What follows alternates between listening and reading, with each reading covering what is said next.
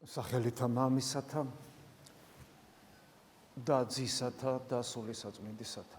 დღევანდელ დღეს გილოცავთ, მე ვფიქრობ, რომ ყოველი ადამიანი მეტნაკლებად ქრისტიანი თუ არის და ეკლესიის წევრია, შესაბამისად მადლმოსილია, მეტნაკლებად განიცდის ინტუიციურად, თუნდაც ღვთისმეტყველება არ იცოდეს, რომ დღეს დიდებული დღეა, განიცდის რამე თუ ნებისმიერი დღესასწაული არ არის მხოლოდ ისტორიული მოვლენის გახსენება, არამედ ჩვენ ხვდებით თანამონაწილე საღვთო ენერგიების მიერ დღისა, როცა ესა თუ ის მოვლენა მოხდა და იმ დღის სულიერი ანარეკლი, პროექცია ჩვენ სულში ხდება, ასევე აღიბეჭდება უпростоრედ და სწორედ ამით ხვდებით თანამონაწილე. ანუ არც ერთი დღესასწაული არ არის ისტორიაში ჩარჩენილი რაღაც მოვლენა, არამედ ის ყველაფერი ჩვენ სულზე აღიბეჭდება.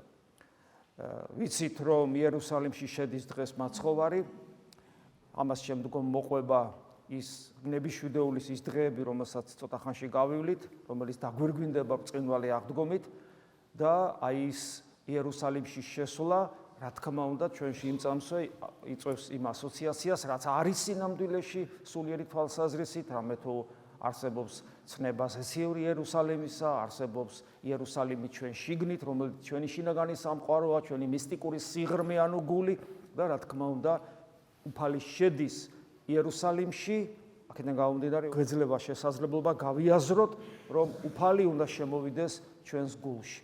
რატომ უნდა შემოვიდეს უფალი ჩვენს გულში? მით უმეტეს, ჩვენ ვიცით, ვინ არის უფალი, ის არის გალაქტიკების შემოქმედი, სამყაროს შემოქმედი, დიადი ღმერთი და ვინ ვარ მე, ვიღაცა თეოდორე, რომ ის ჩემში შემოვიდეს.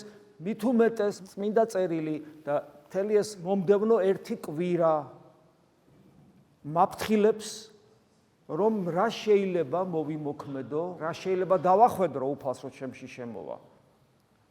ქვაბ ავაზაკად გადაქცეული ჩემი ტაძარი, როგორც უფალმა ორშაბათსვე კვირას შევიდა და ორშაბათსვე გამოდევნა, ხო?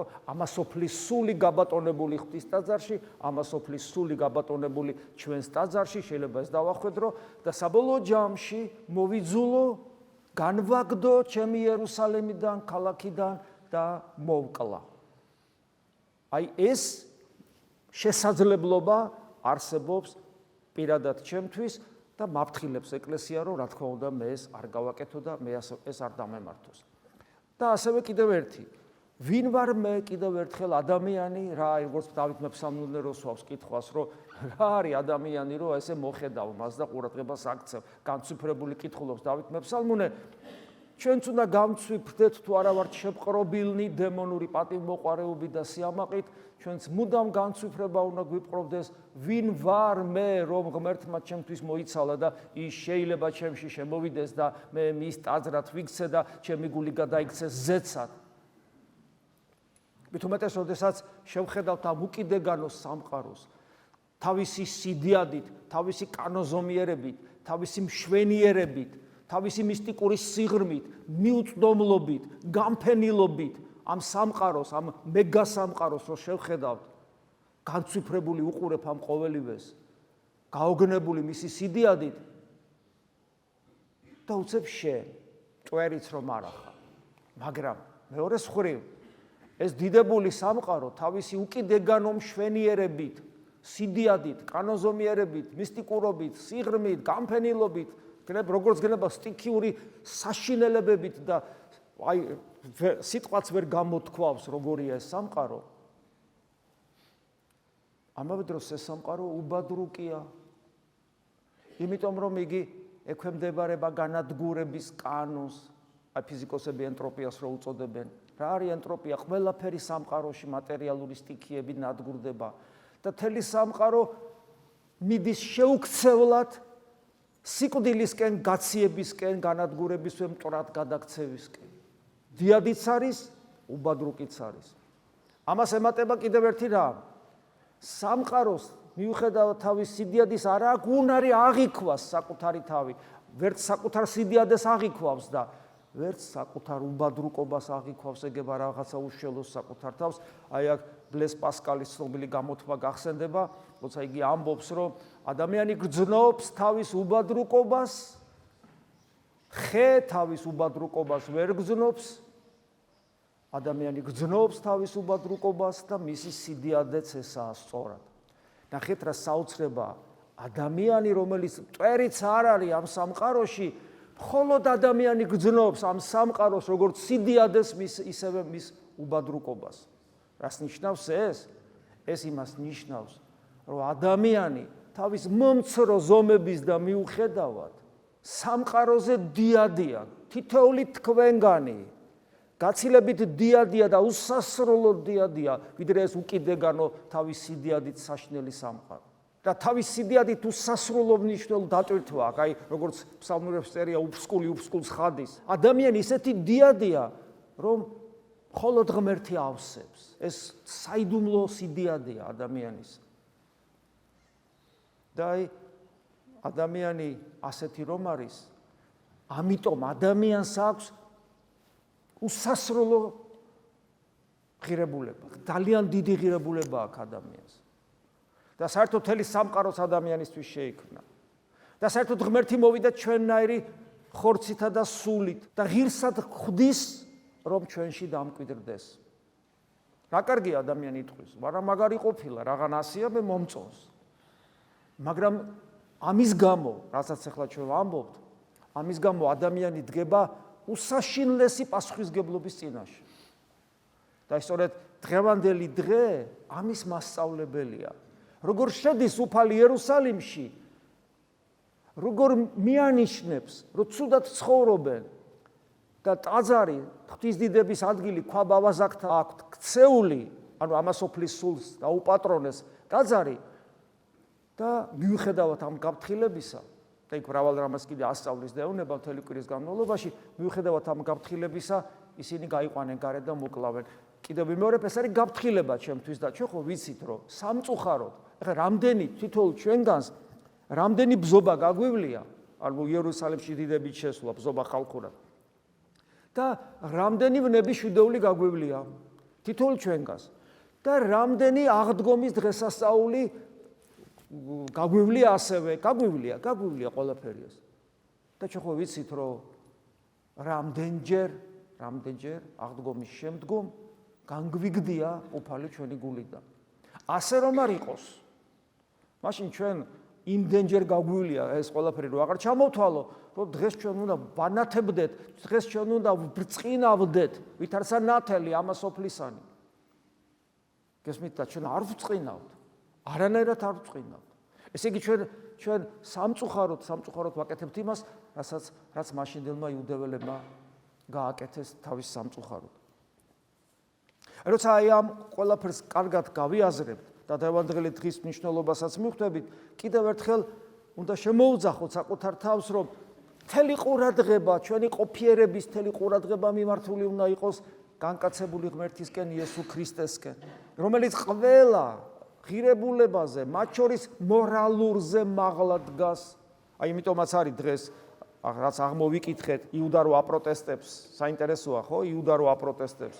როგორც ნაწილი აპროტესტებდა, როცა პატრიარქი 90-იან წლებში სამების დიდ ტაძარს აშენებდა, როგორ აშენებს ამ გაჭირვების ჟამს ამ ტაძარს, მე მაშინ სასულიერო პირი ვიყავი. საძირკველში ვწირავდით ხოლმე, ანუ ღდელი ვიყავი. როდის არ უჭირდა საქართველოს, სვეტიცხოველს რო აშენებდა საქართველოს არ უჭირდა და ასე შემდეგ, რომელი ერთი ჩამოვთვალო, როდის არ უჭირდა საქართველოს. მაგრამ ეს იუდასულია ზუსტად ეს, იუდასული, რომ ღმერთისთვის რო ენანება. და ამიტომ ამბობს უფალი მერე ეუბნება მოციქულებს იუდას, ჩვენ გასაგონად გლახაკნი მარადის თქვენთან არიან, ხოლო მე არა მარადის თქვენთანა ვარ. რას ნიშნავს მარადის თქვენთან არა ვარ? ღმერთი მოდის და მიდის ჩვენგან. და იმ შესაძლებლობას თუ არ გამოიყენებ, როცა ის შენთან არის, ის შეიძლება ისე წავიდეს, რომ აღარასოდეს დაბრუნდეს.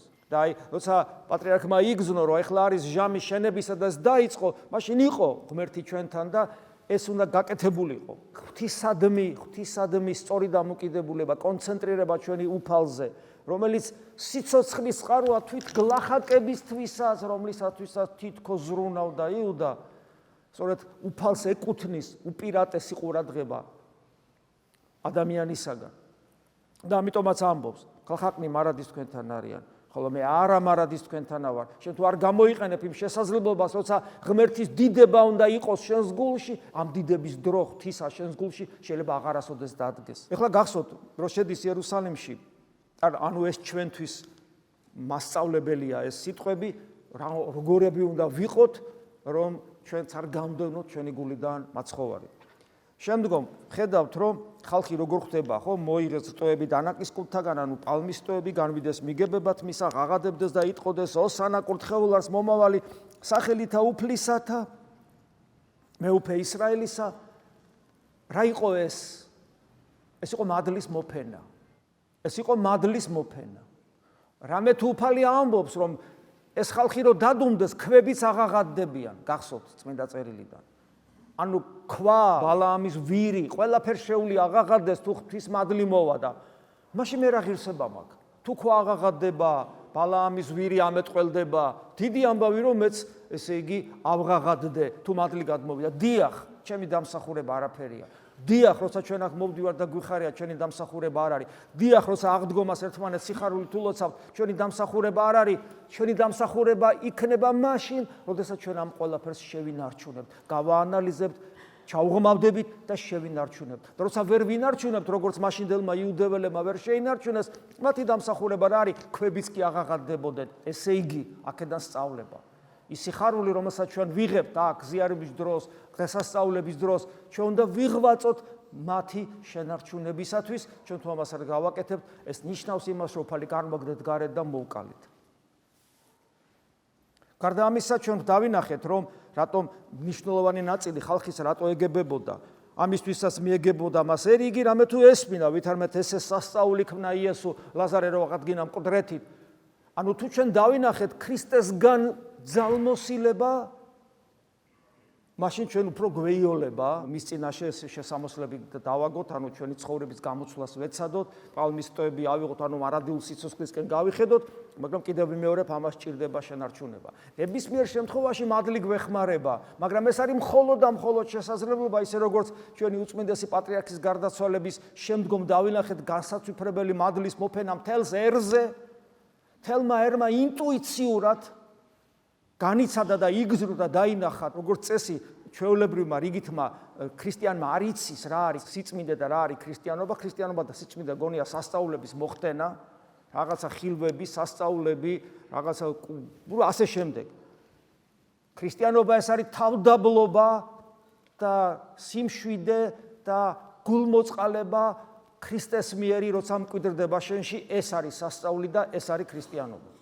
ქართველმა ხალხმა ამ დროს დაინახა ეს პატრიარქში, შესაბამისად მადლის მიღების შესაძლებლობა მიეცა და მთელი საქართველო აღდგა პატრიარქის გასაცილებლად. მაგრამ ეს, აი როგორც ოსანას მაგალითზე, მხოლოდ შესაძლებლობა არის ჩვენი ერისათვის, იმიტომ რომ თუ ჩვენ ამას არ შევინარჩუნებთ, მაშინ შესაბამისად დადგება ის დრო, რაც დადგა იუდეაში. ჯვარი გვწერია, მაგრამ ეს ასეა. ჩვენ უნდა შევინარჩუნოთ ეს. რა თქმა უნდა, აქ ლომის წილი ეკლესიის სასულიერო პირებზეა და ზოგადად თქვენზეც ეკლესიის წევრებზე, რომ ჩვენ მივცეთ მაგალითი იმისა, თუ როგორ უნდა შევინარჩუნოთ ეს მადლი. ჩვენ თუ ქრისტიანები ვართ და თუ ჩვენ სწორად გვესმის და სწორად ვხედავთ, თუ ჩვენ ვიაზრებთ ამ უკიდეგანო სამყაროში რა პატივი გვერგო, რომ ჩვენ გვაქვს სამყარო, როცა მიდის ესე თვით განადგურებისკენ, ესეთია მისი კანონი, თუმცა მერე ღმერთი ახალ ცას და ახალ ქვეყანას შექმნის, როცა როგორც პეტრე მოციქული ამბობს, საღვთო მადლში გადაადნობს ამ სტიქიებს, როცა უფალი დაბრუნდება, მაგრამ ეს უკვე სხვა თემაა და სხვა ტიპის ყოფიერებაა, რომელიც გამოცდილება ჩვენ არა გვაქვს.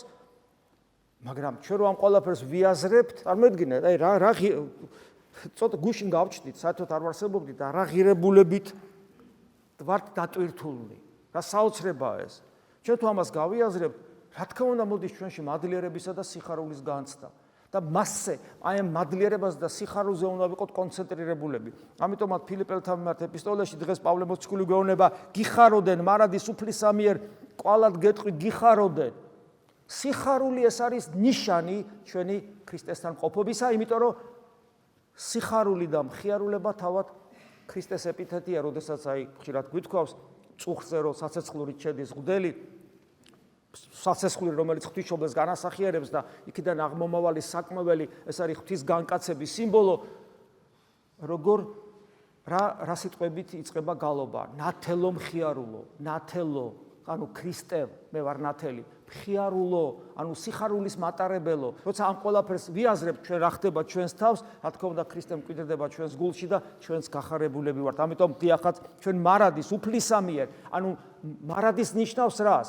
მარადის ნიშნავს არა უბრალოდ დროში გაწელილად მიხარობდეს, არამედ მარადისობას ვეზიარები, უკუნისამდე, აც და უკუნისამდე მარადისობასთან ნაზიარები ვარ. ასე დრო ჩემთვის ის კი არ არის რომ რაღაც გამფენილი, რომელშიც როგორც მე ბიოლოგიური არსება ყოფიერებ და ნელ-ნელა ვდნები, ვიშლები და ვკვდები და ამ სტიქიას უერთდები. არამედ დრო არის ადგილი, პლაცდარმი, სადაც მყარა დავდექი და გავიხედე მარადისობისკენ.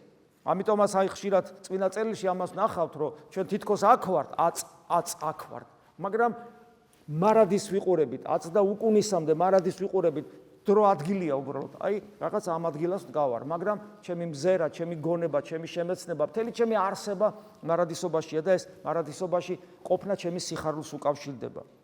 მაგრამ იმისათვის რომ ეს ყველაფერი რეალიზდეს, მე უნდა მქონდეს ის თვისება, რომელიც ყველაზე მთავარია, წეღანაც რომ გითხარით ჩვენი პატრიარქთან დაკავშირებით, სიმდაბლეგე თქვენი ცხად იყოს ყოველთა კაცთა. ნახეთ, აი პატრიარქმა როგორ აღასრულა ეს მცნება. საერთოდ სიმდაბლე ძნელი გამოსაჩენია, ძნელი გასაგებია, ძნელი სატვირთავია და რაღაც ისეთი მოუხელთებელი სათნოებაა. და თან სიმდაბლეში რომ ხარ, მე ადამიანს კომპლექსებიც ხო აქვს, რომ ვიღაცები შეიძლება დაგჩაგრონ, სულ ეუნებით ხოლმე ადამიანებს, სიმდაბლე არ არის ფსიქოსომატური მდგომარეობა, რომ ვიღაცებმა დაგჩაგრონ. სიმდაბლე ქრისტეს თვისებაა. და ის უნდა ანათებდეს, აი იყავით ნათელი ამას ოფლისა და ეს ნათელი უნდა ბრწყინავდეს, ეს პირველ რიგში თავდაბლობას ეხება.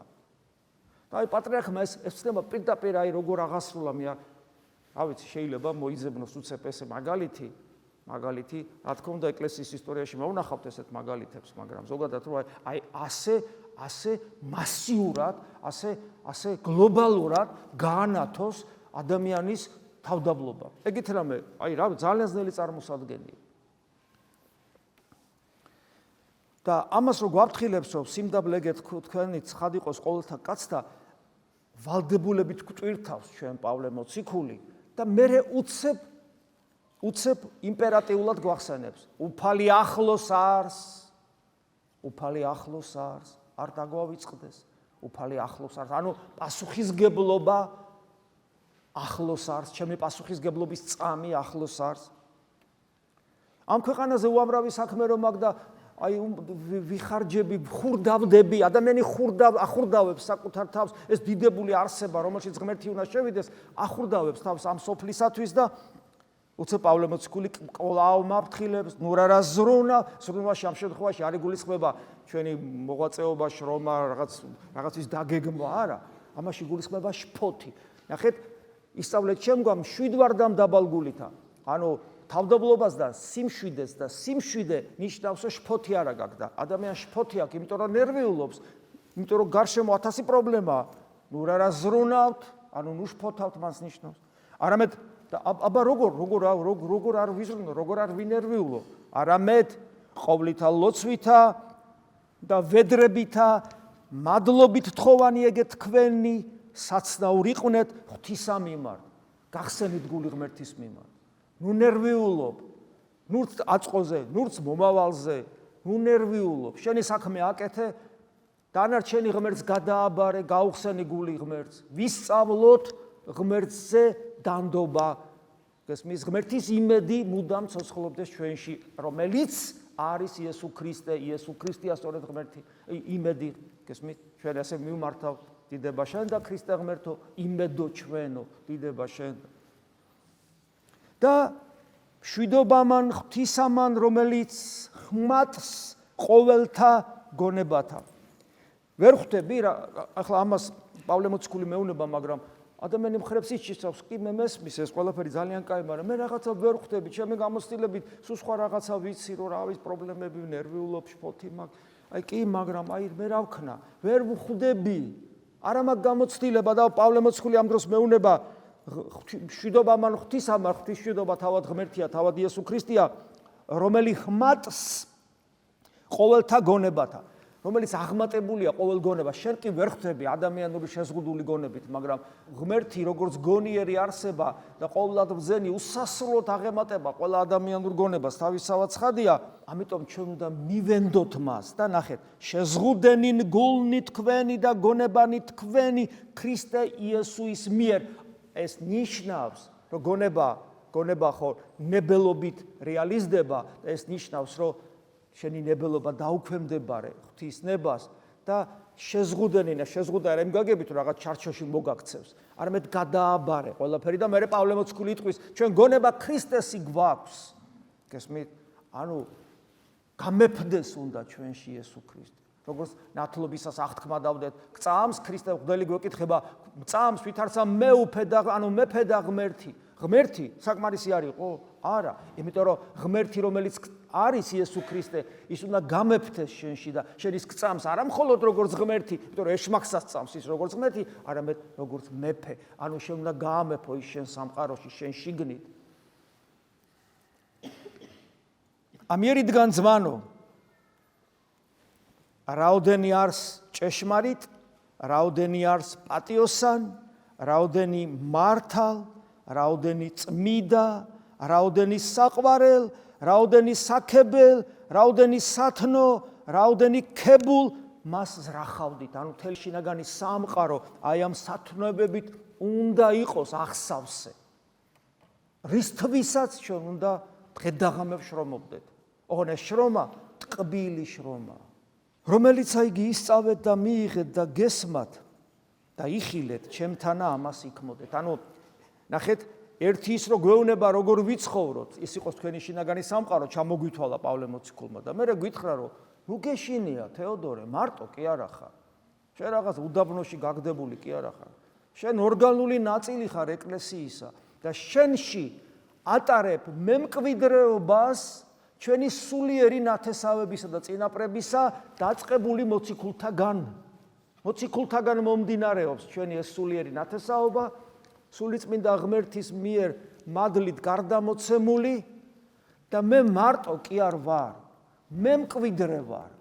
სულის გენი ხო არ არსებობს, აი სიმბოლურად რო თქვა, სულიერი გენეტიკა ჩემი წინაპრებისა, წინამორბედისა, ჩემში გადმოსულია მადლის მიერა. გესმით? ანუ მარტო არა ვარ. ამავე დროს ეკლესიის ორგანული ნაწილი ვარ, რომელიც სამეფოა ქრისტესი, რომელიც ცივილიზაცია არის ქრისტიანული. აი ამის ორგანული ნაწილი ვარ, მარტო არა ვარ. და ამიტომაც მეუნება პავლე მოციქული ამბობს და მეუნება და ჩემს გასაგონად, რომ რაც ისწავლეო, რაც მიიღე და რაც გაიგეო და რაც იხილეო, ჩემთანა ამას იქმოდი. ანუ კი არ უნდა გამოვიგონო, უნდა დავინახო წმინდა წერილში, წმინდა მამებში, ჩვენს მოძღვრებში, ჩვენს დიდებულ პატრიარქში, ეს ყველაფერი ჩანს და ისწავლე. და ჩანს და სწავლა ხდება არა მარტო მენტალურად, ინტელექტუალურად, არა მარტო მიბაძვით, არამედ საღვთო ენერგისეულად, ანუ მადლის მიერად ხდება ეს სწავლება. და ბოლოს გულოცავს პავლე მოციქული, ამ ყველაფერს თუ გავაკეთებთ და ღმერთი მშვიდობისა იყავ თქვენთან. დიდება უფალო შენ სახელს, რომ ყველაფრის და მიუხედავად იმისა, რომ რამდენჯერ შემოხვედი და რამდენჯერ განგაგდეთ, აი დღესაც გინდა რომ შემოხვიდე ჩემს გულში. შენ განჭვრეთ, მე არ ვიცი რას ვიზავ ხვალ, რას ვიზავ ზეგ. როგორ შევხვდები აღდგომას, ცოცხალი ვიქნები თუ არა საერთოდ და თუ ვიქნები ცოცხალი რამდენად ღირსეულად. რა იქნება აღდგომის მერე? შენ უკეთ უწყი. მაგრამ თუ ჩემ წარსულ გამოცდილებას გავითვალისწინებ, მაშინაც კი როცა ხედავ, რომ მე შენ არ შეგინარჩუნებ და უღირსად არ მოვიქცევი და პირიქით განგაგდებ კიდევაც და ზოგ შემთხვევაში აღდგომის წინა 48 დღიან მარხვას და აღდგომის სიხარულს პირველსავე სუფრაზე გახსნილებისას დავტოვებ თელა მადლს, ბევრჯერ გინახივარ რა ასე მაინც დანდობილად რომ მენდობი, თუმცა იცი რიცი მკადრებელიც ვარ, მენდობი და მაინც შემოდიხარ ჩემ გულში. მადლობა შენ უფალო ამისათვის. ამინ. მადლი უფლისა ჩვენისა იესო ქრისტესი და სიყვარული ღვთისა და მამისა და ზიარება სული საწმინდისა იყოს თქვენ ყოველთა თანა. ამინ.